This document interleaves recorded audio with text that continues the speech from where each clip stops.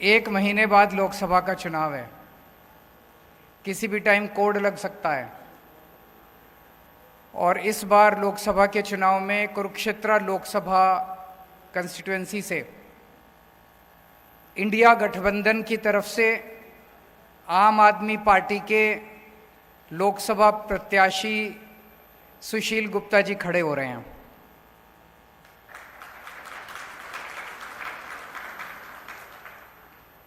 बहुत सारी पार्टियां आएंगी, बहुत बड़ी बड़ी बातें करेंगी। मेरे को बड़ी बड़ी लच्छेदार बातें करनी नहीं आती। मैं आपकी बात करूंगा, आपके परिवार की बात करूंगा, आपके बच्चों की बात करूंगा। अपनी सोचो, अपने घर की सोचो, देश की सोचो। बाकी इन पार्टियों के चक्कर में क्या पड़ा है? ये पार्टी और नेताओं ने तो लूट लिया 75 साल में देश को।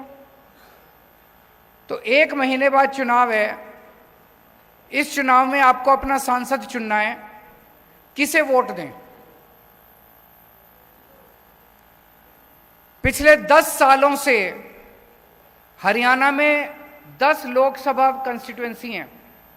पिछले 10 सालों से आप 10 की 10 सीट बीजेपी के 10 लोकसभा एमपीज को दे रहे हो, 10 बीजेपी को जिता के भेज रहे हो। मैं आपसे पूछना चाहता हूं, इन 10 लोगों ने पिछले 10 साल में आपके लिए क्या करा? कोई एक काम करा हो तो मेरे को बता दो, मैं राजनीति छोड़ दूंगा। कोई एक काम इन 10 लोगों ने करा हो? कोई काम नहीं करा इन लोगों ने, 10 के 10 ने। ये आपके लोकसभा, आपके एमपी नहीं है, ये बीजेपी के एमपी हैं। ये आपके लिए काम नहीं करते, ये बीजेपी के गुलाम हैं। बीजेपी कहती है उठ तो उठते हैं, बीजेपी कहती है बैठ तो बैठते हैं। आपके ऊपर इतनी मुसीबतें आई 10 साल के अंदर, कहां थे ये लोग? हमारी हरियाणा की पहलवान बेटियां, उनके ऊपर अत्याचार किए गए, उनके साथ गलत काम किया गया, उनके साथ छेड़छाड़ की गई। जब वो धरना प्रदर्शन करने के लिए दिल्ली गई तो उनको लाठियों से पीटा गया। मैं गया था उनके पास जंतर मंतर पे उनका साथ देने के लिए। आपके 10 एमपी कहां थे? तालियां बजा रहे थे जब आपकी बेटियों के साथ छेड़छाड़ की जा रही थी। घर में बैठ के पार्टी कर रहे थे, तालियां बजा रहे थे जब आपकी बेटियों को छेड़ा जा रहा था। अभी जब आप किसान, हरियाणा के, पंजाब के किसान दिल्ली जाना चाहते थे, बॉर्डर के ऊपर उनको रोक लिया गया। क्या कसूर था जी किसानों का? यही तो कह रहे थे फसलों के पूरे दाम दे दो। मिलने चाहिए कि नहीं मिलने चाहिए पूरे दाम?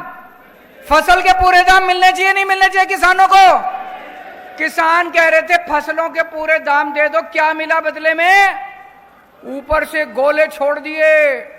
ऊपर से चाइना के ऊपर गोले छोड़ने की हिम्मत नहीं है इनकी, पाकिस्तान के ऊपर गोले छोड़ने की हिम्मत नहीं है, अपने किसानों के ऊपर गोले छोड़ दिए इन लोगों ने। एक किसान मारा गया, किसान का बेटा शहीद हो गया पंजाब के अंदर। जब किसानों के ऊपर गोले छोड़े जा रहे थे, आंसू गैस के गोले छोड़े जा रहे थे, रबड़ की गोलियां छोड़ रहे थे, मार रहे थे, डंडे मार रहे थे, वाटर कैनन मार रहे थे, तो कहां थे जी आपके ये 10 एमपी?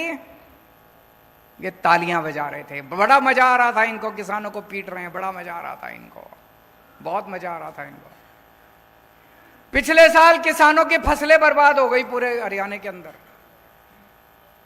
पूरे हरियाणा के किसानों में तबाही मची हुई थी, फसलें बर्बाद हो गई, बेचारा किसान लुट गया। ब्याज, वो कर्जा लेके तो बेचारा फसल उगाता है, उसका ब्याज ऊपर से देना पड़ता है।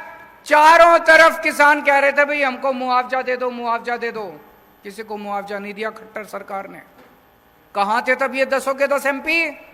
किसी ने आवाज नहीं उठाई आप लोगों की। जब बेरोजगार युवकों को पुलिस वाले दौड़ा दौड़ा के पीट रहे थे, डंडे मार रहे थे, बेरोजगार युवा नौकरी मांग रहे थे सड़कों के ऊपर, कहां थे आपके 10 के 10 एमपी? तालियां बजा रहे थे बेरोजगारी पे, आपकी बेरोजगारी का मजाक उड़ा रहे थे। और हद तो तब हो गई जब आपके बेरोजगार बच्चों को यूक्रेन भेज दिया खट्टर सरकार ने युद्ध के अंदर मरने के लिए। मेरे को तो रोना आ गया। अगर कहीं युद्ध हो जाए तो सारी दुनिया के देश अपने नागरिकों को वहां से निकालते हैं। इन्होंने खट्टर सरकार ने बेरोजगार युवकों को, हरियाणा के बेरोजगार युवकों को बेवकूफ बना के और यूक्रेन भेज दिया मरने के लिए। और यूक्रेन से अब मैं वीडियो देखता हूं, कई लोग कहते हैं अब मम्मी पापा मेरे को वापस बुला लो, मैं फंस गया यहां पे। कहां थे ये 10 के 10 MP? इस बार गलती मत कर देना भाई साहब, ये इस चक्कर में मत पड़ जाना। हमने तो प्रधानमंत्री बनाना, प्रधानमंत्री बाकी बना लेंगे, आप तो अपना सांसद बनाएंगे इस बार। ऐसा सांसद बनाना, ऐसा सांसद बनाना जो आपके सुख दुख में काम आए। सुशील गुप्ता को सांसद बनाओगे, कम से कम कल को धरना प्रदर्शन करने जाना, इसका घर होगा वहां पे घर जाके अपना घर समझ के वहां पे बैठ तो सकते हो। संसद के अंदर व्यापारियों को इतनी तकलीफ होती है, हरियाणा के व्यापारियों को इतनी, मेरे से मिलने के लिए आते हैं व्यापारी, छोटे छोटे व्यापारी, व्यापारियों का दर्द समझता है सुशील गुप्ता। व्यापारियों का अगर कोई मसला होगा, कम से कम अपना आदमी तो बैठा है संसद के अंदर, अपनी आवाज तो उठाएगा कम से कम। उनका गुलाम तो नहीं है बीजेपी वालों का, उनकी तो रोटी तो नहीं खाता, आपकी आवाज उठाएगा। अपने आदमी को भेजो इस बार संसद के अंदर, ये प्रधानमंत्री बनाने के चक्कर में मत पड़ना। किसान है, किसानों की आवाज तो उठाएगा कम से कम खड़ा होके। उनकी हिम्मत नहीं है, बीजेपी के 10 की हिम्मत नहीं है किसानों की आवाज उठाने की, व्यापारियों की। व्यापारियों को अपना आदमी चुन के भेजना है, किसानों को अपना आदमी चुन के भेजना है जो आपकी आवाज उठाएगा। ये सारे के सारे बीजेपी के हैं, ये कभी आपकी आवाज नहीं बन सकते। और आजकल तो ये बीजेपी वाले पूरे देश में घूम घूम के कह रहे हैं हमारी तो 370 आ रही हैं, हमारी तो 370 आ रही हैं, हमें तो तुम्हारी वोट चाहिए ही नहीं। खुलेआम कह रहे हैं हमें तो तुम्हारी वोट चाहिए ही नहीं, घर बैठो, हमारी तो 370 आ रही है हमारी। तो फिर क्यों दे रहे हो वोट? मैं दिल्ली से आया हूं आपकी वोट मांगने, हाथ जोड़ के आपके पैर छू के आपकी वोट मांग रहा हूं। सुशील गुप्ता जी घर घर घूम रहे हैं, घर घर जाके आपके पैर छू के आपकी वोट मांग रहे हैं। हमें आपकी वोट चाहिए, हम आपकी वोट से जीतना चाहते हैं, उन्हें आपकी वोट चाहिए ही नहीं। वो तो कह रहे हैं 370 आ रही है, जो 370 आ रही है तो तुम हमको वोट दे दो यार, वो तो अपनी पता नहीं कहां से लाएंगे, जहां से भी लाएंगे। उनको 370 आ रही है, उनको जाने दो। और आज पूरे देश के अंदर 2 किस्म के लोग हैं। हर आदमी या तो ये है या ये है, या तो देशभक्त है और या अंधभक्त है। 2 ही किस्म के लोग हैं इस देश के अंदर, या तो देशभक्त है और या अंधभक्त है। जितने देशभक्त हैं मेरे गिल्ले हो लो, और जितने अंधभक्त हैं उनके गिल्ले हो लो।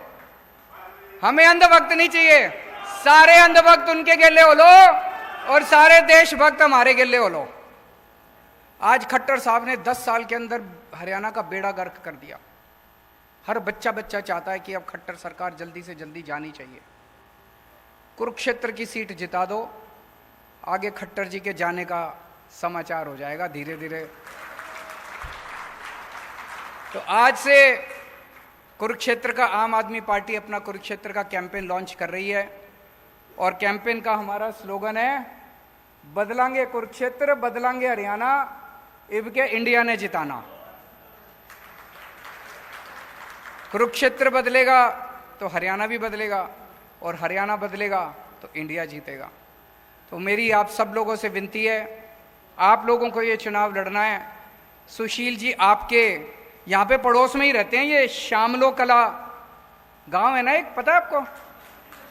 शामलो कला गांव है जींद में, आधे घंटे का रास्ता है यहाँ से।